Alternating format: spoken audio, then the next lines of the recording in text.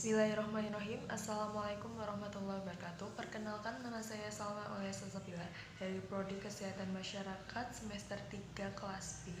Ingin membahas tentang kesehatan kerja. Sebelumnya, apa sih kesehatan kerja itu? Kesehatan kerja menurut WHO ialah penyelenggaraan dan pemeliharaan derajat setinggi-tingginya dari kesehatan fisik, mental, sosiologi tenaga kerja di semua pekerjaan, pencegahan gangguan tenaga kerja yang disebabkan oleh kondisi kerjanya, perlindungan tenaga kerja terhadap faktor resiko yang mengganggu kesehatan, penempatan dan pemeliharaan tenaga kerja di lingkungan kerja sesuai dengan kemampuan fisik dan psikologinya. Yang kedua, apa sih pentingnya kesehatan kerja bagi dunia kerja? K3 sebagai salah satu aspek penting dalam perlindungan tenaga kerja dan syarat pemenuhan standar secara global, dan K3 digunakan sebagai alasan pembatasan dan persaingan produk. Yang A, agar setiap pegawai mendapat jaminan keselamatan dan kesehatan kerja. Yang B, agar setiap hasil produk dipelihara keamanannya. Yang C, agar setiap perlengkapan dan peralatan kerja digunakan semaksimal mungkin. Yang E, agar meningkatkan kegairahan, keserasian, dan partisipasi kerja. Yang F, agar terhindar dari gangguan kesehatan kerja yang disebabkan oleh kondisi kerja. Yang ketiga, apa masalah atau tantangan kesehatan kerja di dalam dunia kerja? Hazard kesehatan di tempat kerja meningkat seiring berkembangnya industri. Promosi dan edukasi di bidang kesehatan kerja belum meluas. Pemahaman tentang K3 khususnya tenaga kerja belum merata. Lembaga layanan kesehatan di luar perusahaan yang berperan sebagai lembaga di bidang kesehatan yang masih terbatas jumlahnya.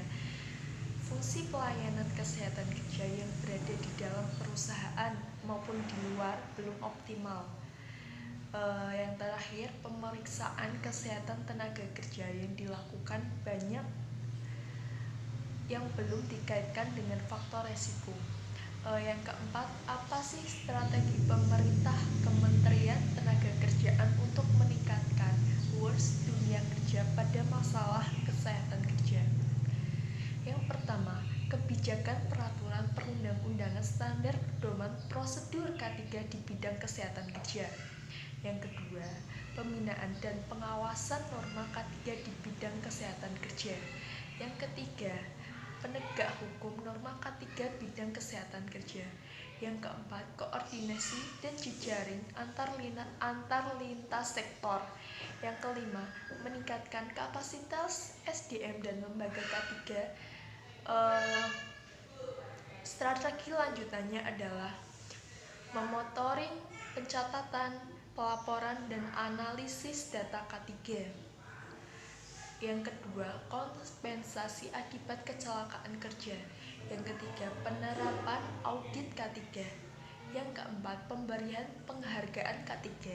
Yang kelima, pengembangan program sesuai dinamika pekerjaan permasalahan antar industri. Yang kelima, apa dasar hukum penerapan kesehatan kerja pada dunia kerja, dan kewajiban apa saja sih yang harus dipenuhi oleh tempat kerja? Kewajiban tenaga kerja terhadap penerapan K3 keselamatan dan kesehatan kerja di tempat kerja dalam Undang-Undang Nomor 1 Tahun 1970 tentang Kesehatan Kerja dan Keselamatan Kerja, Pasal 12, di mana terdapat 5 kewajiban utama tenaga kerja dalam penerapan K3 di tempat kerja.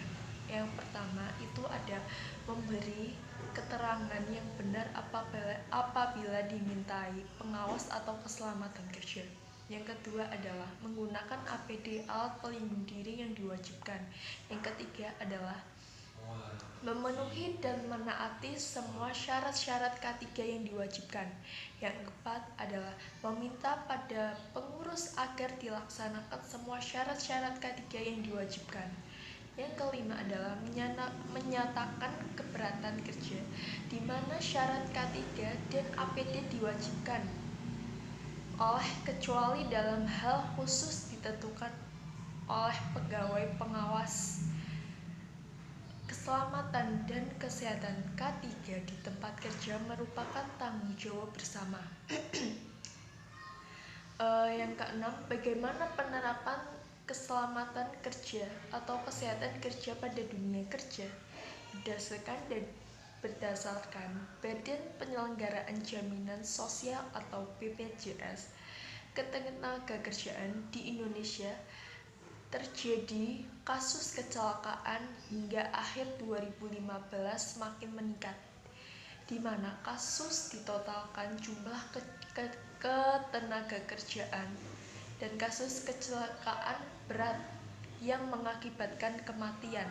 Rendahnya kesadaran akan pentingnya penerapan keselamatan kerja atau K3 terutama pada sektor industri menjadi penyebab utama terhadap kecelakaan kerja di Indonesia.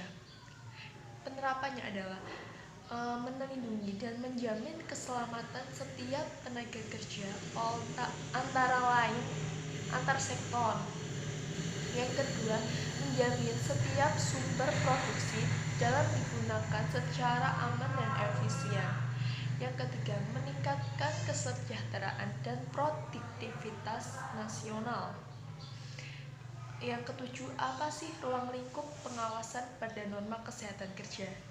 Ruang lingkup pengawasan kesehatan kerja meliputi yang A. Penyelenggaraan pelayanan kesehatan kerja, yang B. Melaksanakan pemeriksaan kesehatan kerja tenaga kerjaan awal berkala khusus pada bakti, yang ke C. Melaksanakan P3K, yang D. Melaksanakan gizi kerja, yang E. Melaksanakan pemeriksaan syarat-syarat ergomik, yang F. Pelaksanaan pelaporan PKK, pemeriksaan kerja tenaga kerja PAK. Sekian penjelasan pembahasan dari saya. Mohon bila ada kesalahan kata, kurang lebihnya mohon maaf. Assalamualaikum warahmatullahi wabarakatuh.